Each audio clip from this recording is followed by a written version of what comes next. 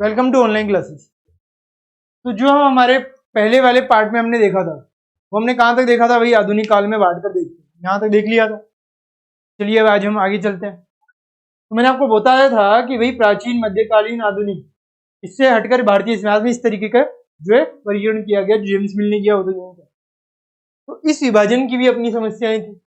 अब हमने इस तरीके से बांटने की कोशिश तो कर ली इतिहासकारों ने, बट इस विभाजन की भी कुछ समस्याएं हैं। इतिहास को इन खंडों में बांटने की यह समझ भी पश्चिम से आई है।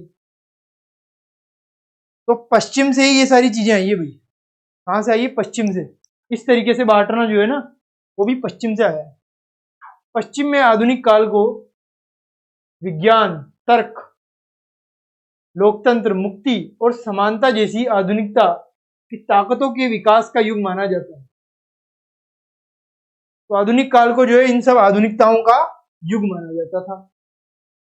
उनके लिए मध्यकालीन समाज थे जहां आधुनिक समाज की ये विशेषताएं नहीं थी। और उनके लिए जो मध्यकालीन समाज था ना, उसमें ये जो आधुनिक समाज की विशेषताएं हमने बताई अभी, लोकतंत्र वगैरह, ये सब नहीं हुआ करता था मध्यकालीन समाज में। क्या हम अपने अध्ययन के लिए आधुनिक काल की इस अवधारणा को बिना सोचे विचारे ऐसे ही अपना सकते हैं? तो क्या हम अपने अध्ययन के लिए आधुनिक काल की ये जो अवधारणा है, इसको बिना सोचे, बिना विचारे ऐसे ही अपना सकते हैं? बिल्कुल नहीं है। बिना सोचे समझे हमें कुछ नहीं करना चाहिए।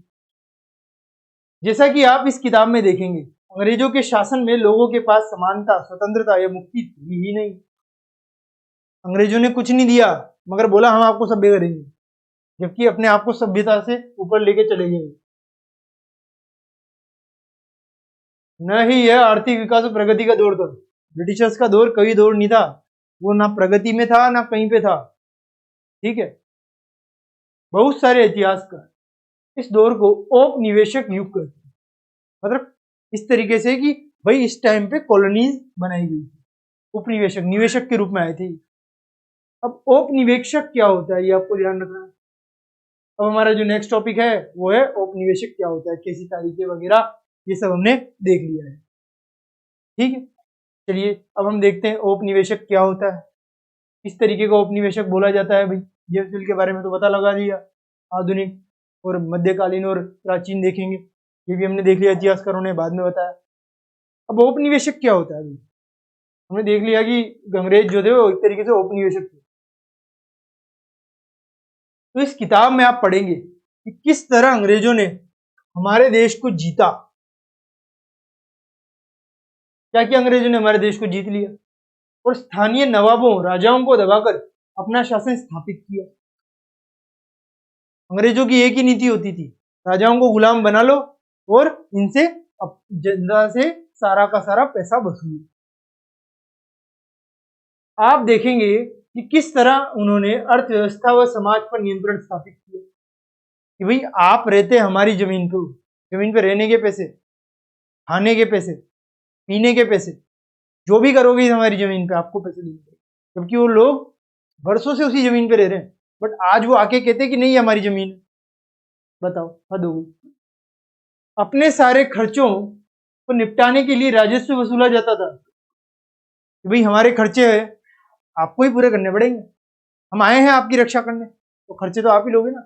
जबकि उनके पास खर्चे के लिए क्या, खाने के लिए पैसे नहीं होते थे। अपनी जरूरत की चीजों को सस्ती कीमत पर खरीदो। मतलब हमारी जो जरूरत है, जो ब्रिटिशर्स की जरूरतें होती थी, उनको वो सस्ती चीजों, सस्ते दामों पे खरीद लेते थे जो भारतीय लोग होते थे। भाई हम आपके अधीन नहीं है, आप हमारे अधीन है, तो हम जो बोलेंगे वही होगा। कम दाम पे लेंगे तो कम ही दाम पे लेंगे, आप ज्यादा दाम पे नहीं दे सकते, चाहे उसकी अंतर्राष्ट्रीय व्यापार में क्या मांगे उससे हमें कोई फर्क नहीं पड़ता। तो शोषण ही शोषण हर जगह। निर्यात के लिए महत्वपूर्ण फसलों की खेती कराई। तो जिस चीज का निर्यात हो सकता था ना, सिर्फ वही फसलें उगाओ। आप जो खाओगे वो वाली फसलें कभी नहीं उगेगी, वो उगेगी जिनका निर्यात हो सके। तो निर्यात तो बढ़ जाएगा, मगर खाएंगे क्या? वो वाली फसलें तो उगी नहीं थी, तो उनको इससे कोई फर्क नहीं पड़ता था, उनको सिर्फ निर्यात वाली फसलें उगवानी थी। इन सारी कोशिशों के कारण क्या बदलाव है, सोच सकते हैं? आप ये भी जानेंगे कि ब्रिटिश शासन के कारण यहाँ की मूल्य मान्यताओं, पसंद नापसंद, रीति रिवाज व तौर तरीकों में बदलाव आए। हर चीज में बदलाव, खाने में, पीने में, जीने में, रहने में, हर चीज में बदलाव आए। जब एक देश पर दूसरे देश के दबदबे से इस तरह के राजनीतिक, आर्थिक, सामाजिक और सांस्कृतिक बदलाव आते हैं तो इस प्रक्रिया को औपनिवेशीकरण कहा जाता है। ये हमारा कहां से कहां तक, यहां से यहां तक औपनिवेशीकरण की परिभाषा हो गई। तो ये क्या है? ये औपनिवेशीकरण की परिभाषा है, देख लीजिए अच्छी तरह से। इसमें क्या है, हर चीज में चेंज हो रहा है। जब हर चीज में चेंज हो, एक कंट्री दूसरे कंट्री पे चेंज लाती रहे तो उसे औपनिवेशीकरण कह देते हैं। लेकिन जल्दी ही आप ये समझ जाएंगे कि सारे वर्ग और समूह इन बदलावों को एक ही ढंग से अनुभव नहीं कर पा रहे थे। अभी जो बदलाव हो रहे थे उनको सब अनुभव नहीं कर रहे थे। जो ऊपर बैठे हुए लोग थे, जो अंग्रेजों के साथ बैठते थे भारतीय, वो इनको अनुभव नहीं करते थे। जो लोग हैं ना, वो अनुभव करते थे। इसलिए इस किताब को हमारे अतीत नाम दिया गया है, यानी कई अतीतों पर केंद्रित। हमने अतीत क्यों बोला इसको? अवर पास्ट, हमारे अतीत, क्योंकि अतीत पर ही जो है केंद्रित है। तो इस तरीके से मैंने आपको बता दिया। क्या बताया मैंने आपको? कि किस किस तरीके से जो है हमारी अवधियां कैसे तय होती है और हमारा ये औपनिवेशीकरण क्या होता है, ये मैंने आपको बता दिया। औपनिवेशीकरण के बारे में आपको पता लग गया, किसी एक देश का दूसरे देश पर कब्जा कर लेना और वो भी सारी चीजें चेंज कर देना, औपनिवेशीकरण हो गया। अब हम किस तरह जानते हैं? अब ये सारी चीजें तो हमने बता दी, मगर हम ये सब जानते क्यों हैं? कोई कारण तो होगा ना जानने का। ऐसे ही जान गए क्या? कोई ना कोई जगह, कोई ना कोई सबूत तो मिला होगा। चलिए देखते हैं। तो भारतीय इतिहास के पिछले 150-250 साल का इतिहास लिखने के लिए इतिहासकार कौन से स्रोतों का इस्तेमाल करते हैं? तो प्रशासन अभिलेख तैयार करता है। तो भारतीय इतिहास जो 150-250 साल जो राज किया इन अंग्रेजों ने, उसमें किस तरीके से हमने बताया कि भाई ये सारी चीजें हुई। तो ये जो प्रशासन था ना, ब्रिटिश प्रशासन, कई तरीके के अभिलेख लिखता था। इनका एक बहुत ज्यादा जरूरी काम ये होता था कि जो भी करो लिख के करो। और वो लिखाई फिर हमें कई तरीके के सबूत दिए गए उस लिखाई के द्वारा ही। तो अंग्रेजी शासन द्वारा तैयार किए गए सरकारी रिकॉर्ड इतिहासकारों का एक महत्वपूर्ण साधन होते हैं। भी आपने सरकारी रिकॉर्ड बनाया था, उसमें जो लिखा था उसी हिसाब से हम बात कर रहे हैं। अब आपने अपने बारे में ज्यादा बढ़ा के लिखा वो अलग बात, बट अंग्रेजों की मान्यता थी कि चीजों को लिखना बहुत महत्वपूर्ण होता है। बिल्कुल, उनके लिए हर निर्देश, हर योजना, नीतिगत फैसले, सहमति, जांच को साफ साफ लिखना जरूरी था। क्योंकि हर चीज को जरूरी है, आप जांच करो या बात करो या कुछ जजमेंट दो, हर चीज लिखो। जब तक नहीं लिखोगे निर्देश लिखित में दिए जाएंगे। ऐसा करने के बाद चीजों का अच्छी तरह अध्ययन किया जा सकता था और उन पर वाद विवाद किया जा सकता था। तो उनका यही मानना था कि भाई अगर हम लिख के देंगे ना, इस पर हम बाद में भी पढ़ सकते हैं, इसको इस पर वाद विवाद कर सकते हैं, ये सही था गलत था क्या था। इस वजह से लिखना जरूरी था। हम इस समझदारी के चलते ज्ञापन, टिप्पणी और प्रतिवेदन पर आधारित शासन की संस्कृति पैदा हुई। तो इन चीजों से ये जो हमें चीजें मिली ना, स्रोत, ब्रिटिशर्स ने लिखना स्टार्ट किया, सारी चीजें करी, तो इनसे हमें क्या मिला? एक स्रोत मिल गया कि भाई ये चीजें हैं जो हुई है, वो इन सब चीजों से हमें ज्ञान मिल जाता है, संस्कृति और वगैरह चीजें। तो अंग्रेजों को यह भी लगता था कि तमाम अहम दस्तावेजों और पत्रों को संभाल कर रखना जरूरी है। अंग्रेज जो है ये कहते थे कि हम जो भी लिखेंगे उनको संरक्षित करके रखेंगे। क्यों? क्योंकि उनका बाद में काम आ सकते हैं वो। लिहाजा उन्होंने सभी शासकीय संस्थानों में अभिलेख कक्ष भी बनवा दिए। अब चूंकि लिखना था तो वो खुद तो नहीं लिख सकते, तो उन्होंने कई तरीके के जो है दूसरे लोग लिए और दूसरे लोगों से कहा कि भाई आप अपने यहाँ शासकीय संस्थान बनाओ और वहां पे अभिलेख वगैरह लिखो कि आपके वहां राज्य में, जिले में क्या क्या हो रहा है। तो तहसील के दफ्तर बनाए गए वहां अभिलेख लिखवाने के लिए कलेक्ट्रेट बनाए गए, कमिश्नर के दफ्तरों में ये सारी चीजें होने लग गई, प्रांतीय सचिवालय, कचहरी, उन सब चीजों को भी लिखा गया। सबके अपने रिकॉर्ड रूम होते थे, तो इन सबके रिकॉर्ड रूम हुआ करते थे, एक का नहीं, सबका रिकॉर्ड रूम था भाई। महत्वपूर्ण दस्तावेजों को बचाकर रखने के लिए अभिलेखागार मतलब आर्काइव जो होते थे और संग्रहालय जैसे संस्थान बनाए जाते थे। ये आपको ध्यान रखना है कि भाई इनको बचाकर रखने के लिए हम इन्हें कहाँ रखेंगे, हम इन्हें रखेंगे, कोई संग्रहालय बना दिया, कोई अभिलेख सागर बना दिया, आर्किव बना दिया, तो इस तरीके की चीजें बना दिया करते थे। अभिलेख सागर जिसमें कई तरीके के लेख जो है मिल जाएंगे आपको। तो ये सारी चीजें होती है, ब्रिटिशर्स बहुत लिखते थे, काम आया हमारे बाद में। 19वीं शताब्दी की शुरुआत में, 19वीं शताब्दी थी, उसमें प्रशासन की एक शाखा से दूसरी शाखा के पास भेजे हुए पत्रों और ज्ञापनों को आप आज भी अभिलेखागारों में देख सकते हैं। तो यहाँ पे देखिए, 19वीं सदी की शुरुआत में प्रशासन की एक शाखा से दूसरी शाखा के पास भेजे गए पत्रों और ज्ञापनों को आप आज भी अभिलेखागारों में देख सकते हैं। यहाँ पे लिखे गए सारी चीजें हैं, अभी आज भी आप जाके देख सकते हैं, क्योंकि आर्चिव्स में जो सारी चीजें रखी रहती है। अब वहां आप जिला अधिकारियों द्वारा तैयार किए गए नोट्स देखेंगे। जिला अधिकारी जो नोट्स लिखा करते थे और रिपोर्ट पढ़ सकते हैं, या ऊपर बैठे अफसरों द्वारा प्रांतीय अधिकारियों को भेजे गए निर्देश और सुझाव भी देख सकते हैं। तो निर्देश सुझाव हर चीज लिख के दिए जाएंगे, किसके द्वारा, प्रशासनों के द्वारा। 19वीं सदी के शुरुआती साल में इन दस्तावेजों की सावधानी पूर्वक नकलें बनाई जाती। अब 19वीं शताब्दी में क्या होता था कि इनकी नकलें भी बना देते थे। अभी हमने दस्तावेज तो बना लिया, अब एक ही दस्तावेज अगर खो गया तो दिक्कत हो जाएगी, तो इसकी नकलें बना लेते। तो उन्हें खुशन वीसी के माहिर लिखते थे, लिखने वाले जो थे खुशन वीसी के माहिर थे। खुशन वीसी या सुलेखन वीसी ऐसे लोग होते हैं जो बहुत सुंदर ढंग से चीजें लिखते हैं। क्या करते हैं, बहुत सुंदर ढंग से लिखते हैं, वो चीजें कुछ अलग ही उनका स्टाइल होता है। 19वीं सदी के मध्य तक छपाई तकनीक भी फैलने लगी थी। तो 19वीं सदी तक क्या था कि छपाई तकनीक भी फैलने लगी थी, भाई छपाई होने लग गई थी। अब छपाई हुई तो कॉपी करना आसान हो जाएगा। इस तकनीक के सहारे अब प्रत्येक सरकारी विभाग की कार्यवाहियों के दस्तावेजों की नई नई प्रतियां बनाई जाती हैं कि भाई एक नहीं, हम कई सारी कॉपीज बनाएंगे, ताकि एक गुंजा तो दूसरी अपने पास। ये चीजें होने लग गई थी। चलिए आगे देखते हैं हम। ये देखिए, इस तरीके की अभिलेख सागर हुआ करते थे, आज भी दिल्ली में। ये देख लीजिए, नेशनल आर्काइव जो है भारतीय राष्ट्रीय अभिलेख सागर है, 1920 में बना हुआ, आज भी है ये। अब आगे देखते हैं हम। सर्वेक्षण का बढ़ता महत्व, तो हमने देख लिया ये औपनिवेशवाद, सब चीजें हमने देख ली। अब हम क्या देखेंगे, सर्वेक्षण का बढ़ता महत्व, कि भाई सर्वे कराने पड़ेंगे।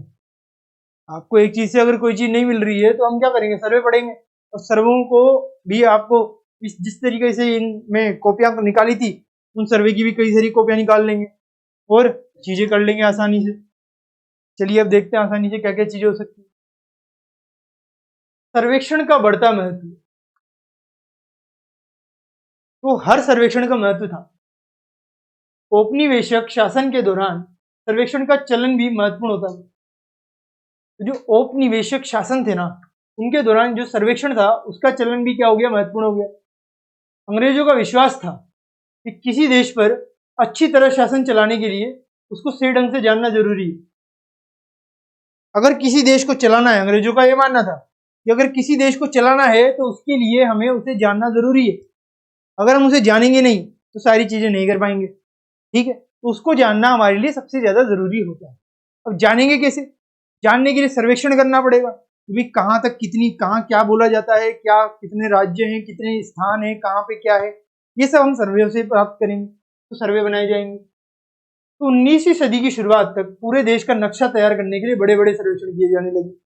फिर भारत का ये नक्शा तैयार करो, कहाँ पे क्या है, कहाँ पे क्या है, वो सब बताओ, ताकि हम अच्छी तरह से राज कर पाए, प्रशासन चला पाए। तो गांवों में राजस्व सर्वेक्षण किए गए। कि भाई कितने राजस्व हैं। इन सर्वेक्षणों में धरती की सतह को भी लिया गया, मिट्टी की गुणवत्ता को बताना है, वहां मिलने वाले पेड़ पौधों बताओ, जीव जंतु कहाँ क्या क्या है, तथा स्थानीय इतिहासों व फसलों का पता लगाया जाता था कि कहाँ पे कौन सी फसल है, कहाँ पे कौन सा जंतु है, कहाँ पे कौन सा जीव है, ये सब पता लगाने को कहा गया और किया गया। अंग्रेजों की राय में किसी इलाके का शासन चलाने के लिए इन सारी बातों को जानना जरूरी था। तो जब तक ये सारी बातें नहीं जानोगे शासन कैसे चलाओगे? शासन चलाने के लिए ये सारी बातों का जानना बहुत जरूरी है। क्या है? इन सारी बातों को जानना बहुत जरूरी होता है। 19वीं सदी के आखिर से हर 10 साल में जनगणना भी की जाने लगी, और जो 19वीं सदी है ना, उसके आखिर से हर 10 साल में इस तरीके की जनगणनाएं होती थी कि भाई क्या क्या कहाँ है, वो सारी चीजें, कितने जीव हैं, कितने पादप हैं, कितने पेड़ पौधे हैं, इस तरीके के इनकी प्रजाति है, वो सब हर 10 साल में जनगणना होती थी। भाई आज क्या चेंज है, कल क्या चेंज। जनगणना के जरिए भारत के सभी प्रांतों में रहने वाले लोगों की संख्या, उनकी जाति, इलाके और व्यवसाय के बारे में जानकारी इकट्ठा की जाती थी। तो जनगणना के जरिए जो है क्या किया जाता था, जो इंफॉर्मेशन है उसको इकट्ठा किया जाता था। तो जनगणना के टाइम पे कई तरीके की इंफॉर्मेशन जो है उसको इकट्ठा कर लिया जाता था। अब हम आगे देखते हैं कि भाई किस तरीके की चीजें होती है। चलिए शुरू करते हैं। अब इसके अलावा वनस्पतिक सर्वेक्षण भी होता था। तो जनगणना तो हो गई, अब कुछ सर्वेक्षण कर लें। कौन सा सर्वेक्षण? वनस्पति। वनस्पति कौन कौन सी? प्राणी वैज्ञानिक सर्वेक्षण, भाई कौन कौन से प्राणी है। पुरातात्विक सर्वेक्षण, कि भाई कौन कौन से पुरातात्विक है। मानव शास्त्रीय सर्वेक्षण, वन सर्वेक्षण आदि कई दूसरे सर्वेक्षण भी किए जाते हैं। तो देखिए सर्वे का महत्व कितना माना गया। भाई जानना है तो सारे सर्वे करेंगे। आप जानते गांधी ने भी सर्वे किया था, मगर वो अंदर तक गए थे, ये बारी बारी करके आगे कि वो ट्रेनों से गए थे गांधी जी, आप सब जानते हैं, अंदर अंदर तक सफर करके गए। मगर इन्होंने क्या किया, इन्होंने बारी बारी सारी चीजें करने की शुरुआत की। अब अधिकृत रिकॉर्ड से क्या पता नहीं चलता। अभी सारे रिकॉर्ड्स बनाए इन्होंने, सर्वेक्षण किए, कुछ अलग अलग तरीके की लिखाई की इन्होंने, लिपियां बनाई, तरीके किए, दस्तावेज बनाए। अब ये जो दस्तावेज है इनमें से कुछ चीजें तो पता लग गई, और कुछ ऐसी चीजें थी जो असलियत में हुई थी बट इन दस्तावेजों में नहीं थी। तो जब इन दस्तावेजों में थी नहीं तो हम क्या करेंगे, हम कुछ ना कुछ करना पड़ेगा भाई। चलिए करते हैं। तो हम आप देखेंगे कि क्या है जो इन दस्तावेजों में था नहीं, इन रिकॉर्ड्स में नहीं था, ऑफिशियल रिकॉर्ड्स में। चलिए देखते हैं अधिकृत रिकॉर्ड्स में या ऑफिशियल रिकॉर्ड। तो रिकॉर्ड्स के इस विशाल भंडार से हम बहुत कुछ पता लगा सकते थे, बिल्कुल लगा सकते थे, बहुत कुछ पता लगा सकते थे। फिर भी इस बात को नजरअंदाज नहीं किया जा सकता कि सारे सरकारी रिकॉर्ड है। बिल्कुल ये सारे कौन से रिकॉर्ड है, ये सारे के सारे सरकारी रिकॉर्ड है, और बहुत ज्यादा भंडार में थे। क्वालिटी इनकी पता नहीं बट भंडार में तो खूब थे, कुछ ना कुछ जानकारी तो जरूर देते थे, इसका मतलब।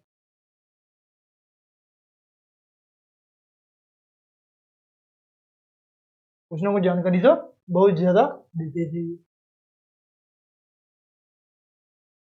रिकॉर्ड है यहाँ पे बताया हुआ है। ऊपर से हमने क्या देखा था, यहाँ पे देखिए। फिर भी इस बात को नजरअंदाज नहीं किया जा सकता कि ये सारे सरकारी रिकॉर्ड है। यहाँ रिकॉर्ड है, दोबारा से आपको बता दिया यहाँ पे क्या रिकॉर्ड है, तो दोबारा से बता गया तो कंफ्यूज नहीं मत होइए। रिकॉर्ड है ऊपर वाला, ये नीचे दोबारा से लिख दिया गया है, मिसप्रिंट हो गई, हो जाती है। चलिए फिर आगे देखते हैं हम। इनसे हमें यही पता चलता है कि सरकारी अफसर क्या सोचते थे। अब जो सरकारी अफसर होते थे वो क्या सोचते थे वही पता लग रहा है। उनकी दिलचस्पी किन चीजों में थी और बाद के लिए वे किन चीजों को बचाव रखना चाहते थे, ये चीजें पता लगती है हमें इन रिकॉर्ड से, जो उनके ऑफिशियल अधिकृत रिकॉर्ड थे। कि भाई जो उन्हें चाहिए था सिर्फ वही वो लिखते थे। तो इस तरीके से ही लोगों को बताना है, और जो बताना है वही लिखना है, जो हुआ है वो नहीं लिखना है, जो उनके हित में नहीं है वो नहीं लिखते। इन रिकॉर्ड से हमें ये समझने में हमेशा मदद नहीं मिलती कि देश के दूसरे लोग क्या महसूस करते थे और उनकी कार्रवाइयों की क्या वजह थी। अभी देश के दूसरे लोग थे वो किस तरीके का अनुभव करते थे वो तो यहाँ पे बताया नहीं गया। यहाँ पे तो आपने सिर्फ अपने अपनी जरूरत की चीजें बता दी, लोगों पे कार्यवाही हुई, उन्होंने कुछ किया, बट उन्होंने क्या किया, क्यों किया, कैसे किया, वो सब की कोई जानकारी नहीं होती थी। इन बातों को जानने के लिए हमें कहीं और देखना होगा। तो इनसे हटकर बातें जाननी है तो कहीं और चीजों को देखना होगा, कहीं और स्रोतों को देखना होगा। जब हम ऐसे स्रोतों की तलाश में निकलते हैं तो उनकी भी कोई कमी नहीं रहती। अब अगर हम देखें तो ये तो सरकारी रिकॉर्ड है, और जो दूसरे रिकॉर्ड्स हैं उनके लिए भी स्रोत हैं, उनकी भी कोई कमी नहीं है। न्यूज़पेपर हो गया, आर्टिकल हो गए, कई तरीके की चीजें जो बता देते हैं, तो उनकी भी कमी नहीं। लेकिन सरकारी रिकॉर्ड्स के मुकाबले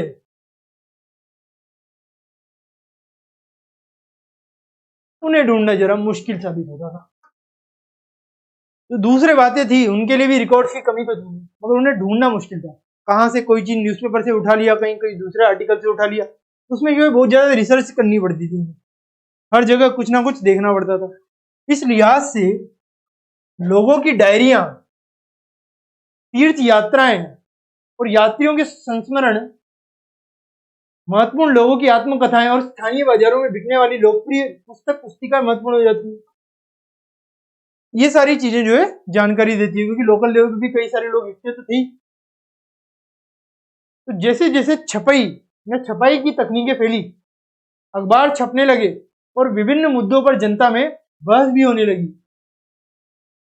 तो क्या हुआ भाई, जनता में बहस भी होने लगी कि भाई आप ये क्या कर रहे हो, क्या क्या मुद्दे हो रहे हैं। क्योंकि अखबार में तो जो मुद्दे शुरुआत में एक दिन होते थे, उसके बाद उनकी जानकारी दे दी जाती थी। अब उन मुद्दों पर जो है डिस्कशन होता था, बातें होती थी लोगों में। नेताओं और सुधारकों ने अपने विचारों को फैलाने के लिए लिखा। अब नेताओं ने अपने लिए ही लिखा होगा, और सुधार करने वालों ने सुधार कार्य के लिए कुछ लिख दिया होगा, कवियों ने कुछ लिखा होगा, उपन्यासकारों ने कुछ लिखा होगा, ने अपनी भावनाओं को व्यक्त करने के लिए लिखा। तो इन सब ने क्या करा, अपनी भावनाओं को व्यक्त करने के लिए न्यूज़पेपर में कुछ ना कुछ छाप दिया। अब अगर न्यूज़पेपर में आप सबने भी पढ़ा होगा, जब भी कोई न्यूज़पेपर पढ़ता है तो जो पढ़ रहा है वो उसे सच मान के पढ़ता है। तो उसी तरीके से इन सब ने लिखा, और लोगों ने जब उसे पढ़ा तो उसे मान लिया, क्योंकि विश्वसनीय अखबार होते थे। लोगों के बीच में से ही कुछ लोग लिखा करते थे और लोगों का उन पर विश्वास रहता था, क्योंकि उन्हें उनसे बात की जाती थी उनके द्वारा। लेकिन ये सारे स्रोत जो है ना, उन लोगों ने रचे जो पढ़ना लिखना जानते थे। इनसे हमें यह पता नहीं लगा सकते कि आदिवासी किसान, खदानों में काम करने वाले मजदूर या सड़कों पर जिंदगी गुजारने वाले गरीब किस तरह के अनुभव से गुजर रहे हैं। मगर ये जो सारी चीजें मैंने आपको बताई ना, ये भी कौन लिखता था, पुजारी वगैरह, ये सब भी क्या पढ़े लिखे लोग थे, पुस्तक वगैरह लिखने वाले। मगर जो ये मजदूर, आदिवासी, किसान, इन सब के बारे में कोई नहीं लिखता था, इन सब के बारे में कोई भी नहीं लिखा करता था। मगर ऐसा नहीं है कि हमें इनके बारे में कुछ नहीं मिल पाएगा।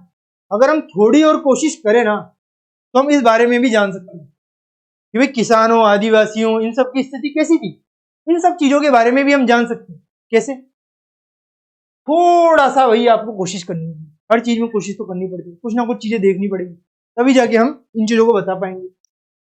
जैसे जैसे आप इस किताब में आगे बढ़ेंगे, आपको ये बात समझ में आने लगेगी कि भाई थोड़ी सी कोशिश कर लो तो और भी चीजें ज्ञान प्राप्त हो सकता है। चलिए, यहां तक हो गया। ये कुछ रिवोल्ट वगैरह बताया हूँ, ये देखिए सर्वेक्षण चल रहा है, यहाँ पे सर्वे कर रहे हैं सारे के सारे ब्रिटिशर्स।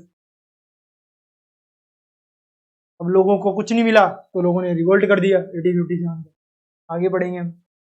अब इंसानों के खाने के लायक नहीं है भैया। यहाँ पे देखिए, ये एक स्रोत है, क्या है कि भाई इंसानों के खाने के लायक नहीं है। 1946 में पुलिस वालों ने हड़ताल कर दी कि भाई आप जो हमें खाना दे रहे हैं ना, 2000 लोगों ने हड़ताल कर दी पुलिस में वालों ने, भाई आप जो हमें खाना दे रहे हैं वो खाने लायक नहीं है, वो तो कोई पशु भी नहीं खा सकता जो हमें खाना दिया जा रहा है। इस तरीके की चीजें वो बोला करते थे। ठीक है, भाई ये सारी चीजें जो है खाने लायक बिल्कुल नहीं है। इन सब ने हड़ताल कर दी। ये रिवोल्ट के बारे में मैंने आपको बता ही दिया। तो दिल्ली में 2000 से ज्यादा पुलिस वालों ने बृहस्पतिवार सवेरे जो है अपने कम वेतन और लाइंस बावर्ची खाने में आने वाली घटिया भोजन के खिलाफ खाने के से इनकार कर दिया। जैसे जैसे ये खबर दूसरे पुलिस थानों में फैली, दूसरे पुलिस वालों ने भी इनकार कर दिया। हड़ताल का कहना था पुलिस लाइन की रसोई से हमारे लिए जो खाना आता है वो कोई इंसान नहीं खा सकता, हमें जो चपाती और दाल खानी पड़ती है उसे जानवर तक नहीं खा सकते। हिंदुस्तान टाइम का आर्टिकल है 1946 का। भाई आप ऐसा खाना दे रहे हो जानवर भी नहीं खा सकते, हम तो फिर भी इंसान है, हमारी तो सोचो। अब हमें अभ्यास करना है। फिर अभ्यास कार्य के बारे में, ये जो प्रैक्टिस है आपकी अभ्यास की, उसे हम हमारे नेक्स्ट पार्ट में करेंगे। तब तक के लिए thank you very much, have a nice day.